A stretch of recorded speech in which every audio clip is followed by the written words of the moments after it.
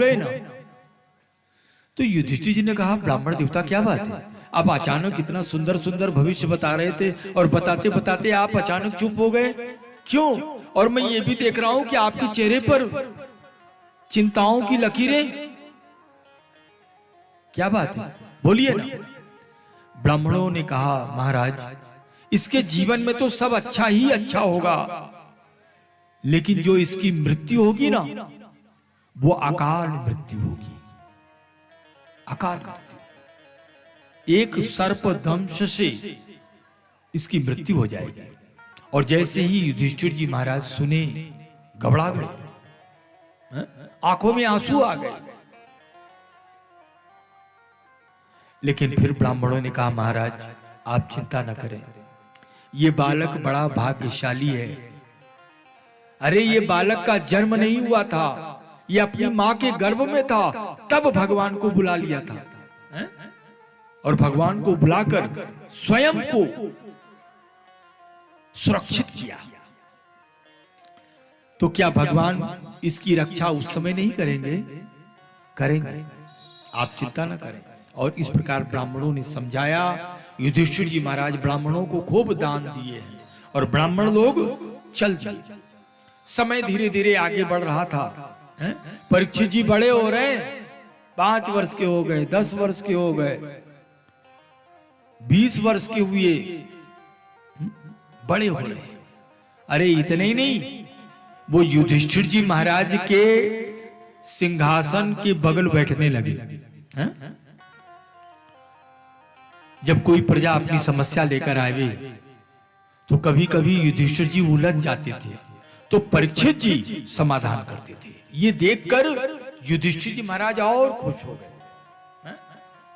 कहते समय बीत रहा था, उसी समय अर्जुन आया है द्वार पर। अर्जुन जब आया तो अर्जुन के चेहरे पर उदासी थी, आंखों में आंसू था। और उसी समय युधिष्ठिर जी की दृष्टि पड़ी। युधिष्ठिर जी ने अर्जुन से कहा, अरे वाह अर्जुन वाह, आइए आइए, अब याद आई है अपने भाई की। तुम द्वारकापुरी क्या जाते, अपने भाई को भी भूल जाते हो। अरे कम से कम याद कर लिया करो कि तुम्हारा भाई भी है। कहते हैं अर्जुन रोने लगा, कुछ बोल नहीं रहा है।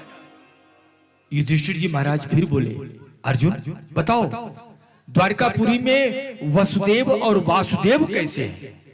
और जैसे ही वसुदेव और वासुदेव की बात सुने ना, कहते हैं अर्जुन दौड़ा है रोते रोते और युधिष्ठिर जी के चरणों में अपना मस्तक रख दिया और बोल पड़ा, भैया हम लोग सब लुट गए, बर्बाद हो गए।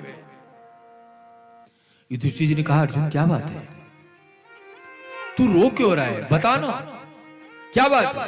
कहते हैं बात कर ही रहे थे, उसी समय राजमाता कुंती आ गई, सिंहासन के पीछे खड़ी और अर्जुन की बात को सुन रही है।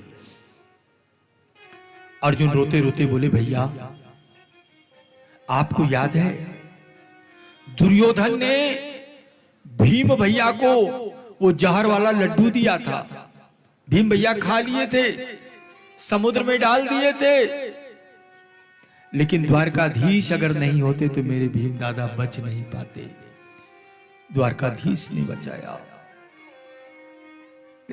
आप उस समय को याद करिए जब हम लोग सब लाक्षागृह में थे और दुर्योधन ने पूरे लाक्षागृह को अग्नि के हवाले कर दिया था। उस समय भी द्वारकाधीश ने ही मुझे बचाया था। युधिष्ठिर जी महाराज ने कहा, अर्जुन तू बात को इतना घुमा फिरा के कह रहा है, अस्पष्ट बता तू क्या कहना चाहता है। और अर्जुन बोल दिए, हे भैया अब प्रभु मेरे बीच नहीं रहे, प्रभु स्वधाम चले गए। और जैसे ही अर्जुन बोले ना, युधिष्ठिर जी महाराज को तो ऐसा लगा कि जैसे पैरों तले जमीन खिसक गई हो, संभाले अपने आप को। युधिष्ठिर जी ने कहा, अर्जुन ये सब कैसे हुआ?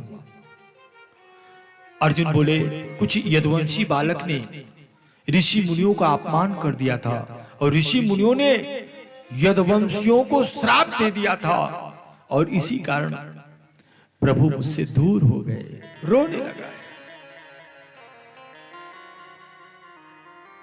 युधिष्ठिर जी महाराज एक क्षण के लिए मौन हुए और फिर मौन को तोड़ते हुए बोले कि जब मेरे प्रभु नहीं इस धराधाम पर तो मैं जीवित रह के क्या करूं।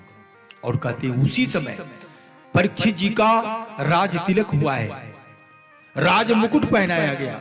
परीक्षित जी तो मना कर रहे थे, बाबा मैं तो इस सिंहासन के योग्य हूं ही नहीं, आप मुझे ऐसा क्यों जबरदस्ती राजा बना रहे हैं। युधिष्ठिर जी ने बहुत समझाया और सिंहासन पर बैठा दिया।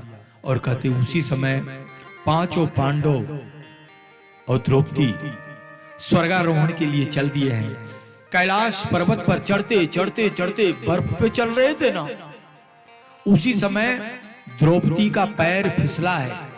वो चिल्ला पड़ी, बचाओ बचाओ। अर्जुन तुरंत दौड़ा बचाने के लिए द्रौपदी को। युधिष्ठिर जी ने मना कर दिया, नहीं कोई किसी को नहीं बचाएगा, बस सब लोग सीधे चलते रहो। कहते उसी समय देखते ही देखते द्रौपदी का शरीर पिघला है। उसके बाद सहदेव का, फिर नकुल का, फिर अर्जुन का, फिर भीम का। युधिष्ठिर जी महाराज चले चले जा रहे हैं और उसी समय धर्मराज ने परीक्षा ली है और उस परीक्षा में युधिष्ठिर जी महाराज उत्तीर्ण हुए हैं। कहते हैं युधिष्ठिर जी महाराज अपने जीवन में एक बार झूठ बोले थे, एक बार झूठ बोले थे, वो भी द्वारकाधीश के कहने पर। तो हुआ क्या, युधिष्ठिर जी को भी नरक का चौखट स्पर्श करना पड़ा था। एक बार भूल से झूठ बोले। और हम लोग अपने जीवन में न जाने कितनी बार झूठ बोलते हैं, हम लोगों की क्या दुर्दशा होगी। और फिर परीक्षित जी महाराज राजपाट संभाले, समय धीरे धीरे आगे बढ़ रहा था। कहते एक दिन की बात है, परीक्षित जी अपने साथियों को लेकर चल दिए हैं नगर भ्रमण के लिए। चलते चलते चलते चलते चले जा रहे थे। सारे सिपाही लोग बिछुड़ चुके थे, केवल परीक्षित जी महाराज थे। और उस जगह पर पहुंचे जहां पर एक गाय रो रही है और एक बैल था ना, बैल केवल एक पैर पे खड़ा और बैल का 3 पैर टूट चुका था। वो एक ही पैर पे लड़खड़ा रहा है। गौ माता रो रही है और रोते रोते बोल पड़ी, आपको बड़ा कष्ट हो रहा है ना कि आप एक पैर पर खड़े हैं। लेकिन वो बैल हूं करता और क्या करता। कहते हैं परीक्षित जी महाराज घोड़े पर सवार थे ना, और वो दोनों की बातों को सुन रहे थे और सुन ही रहे थे कि उसी समय एक काला काला पुरुष आया, हाथ में डंडा लिए। कहते हैं वो बैल एक पैर पे खड़ा था ना, उसी पैर पे डंडे से प्रहार करने लगा, वो लड़खड़ाने लगा। अब तो परीक्षित जी को क्रोध आया कि रे ये क्या। तुरंत परीक्षित जी उतरे हैं, म्यान से तलवार निकाली और आवाज देते हुए बोले, अरे दुष्ट, आज मैं तुझे छोड़ूंगा नहीं, तेरा वध कर दूंगा। और जैसे ही आगे बढ़ने लगे, वो जो काला पुरुष था ना, वो कोई और नहीं कलयुग था। और कलयुग दौड़ते हुए आया है, परीक्षित के चरणों में निवेदन किया, त्राहि माम त्राहि माम त्राहि माम। परीक्षित जी को दया आ गई। परीक्षित जी ने कहा, सुनो तुम कौन हो, तुम्हारा परिचय क्या है। वो बोल पड़ा, मैं कलयुग अपने युग में आया हूं, क्या करूं, मेरा स्वभाव ही ऐसा है। वैसे तो कलयुग में सब खराब ही खराब है, लेकिन एक दो चीज अच्छी भी है। सतयुग में भगवान को प्राप्त करने के लिए लोग तपस्या करते थे। ध्यान से सुनिए, सतयुग में भगवान को प्राप्त करने के लिए तपस्या करते थे। और जब त्रेता युग आया ना, त्रेता युग में भगवान को प्राप्ति करने के लिए यज्ञ करते थे। और जब द्वापर युग आया तो द्वापर युग में भगवान को प्रकट करने के लिए पूजा करते थे। और जब कलयुग आया ना, तो कलयुग में तो केवल एक ही आधार माना गया है। कलयुग में भगवान को प्रकट करने के लिए केवल एक आधार, और वो एक आधार क्या है?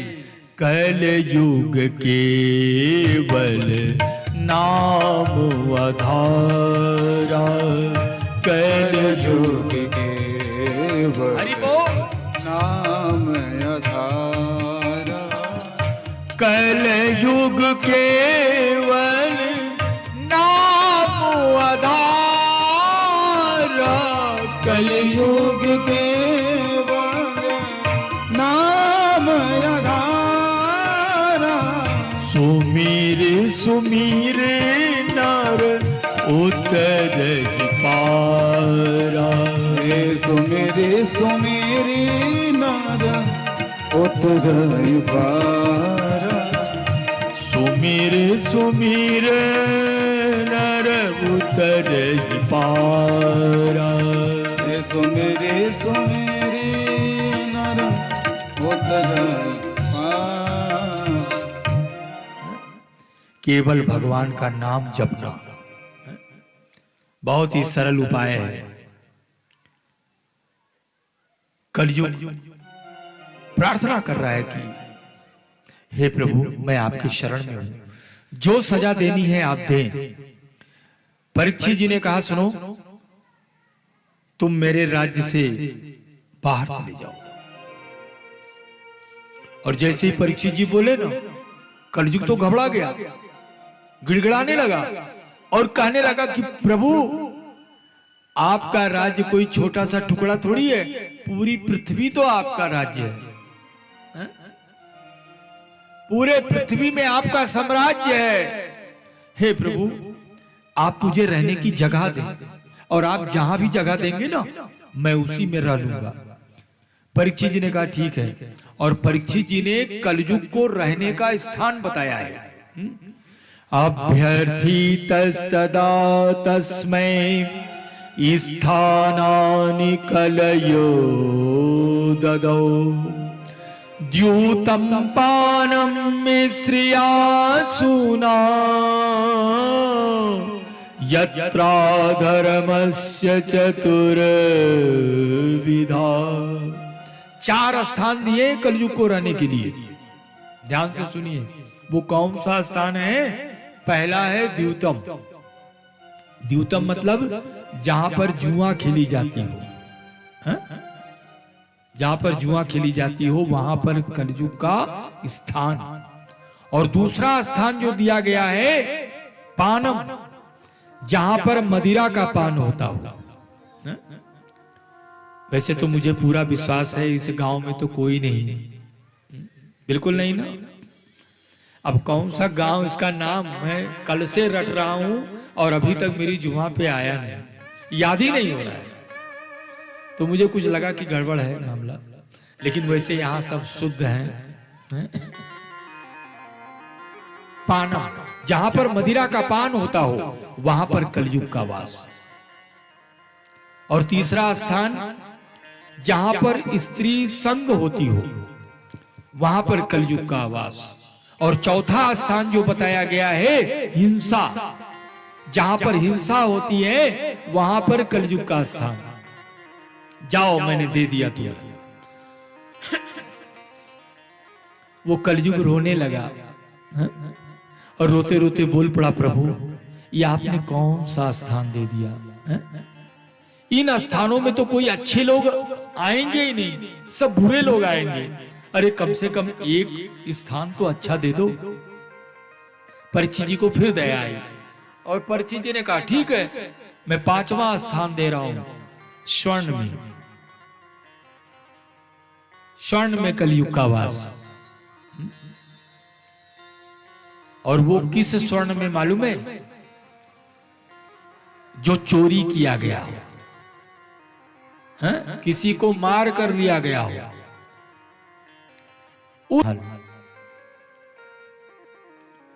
महल आए, एक दिन की बात है।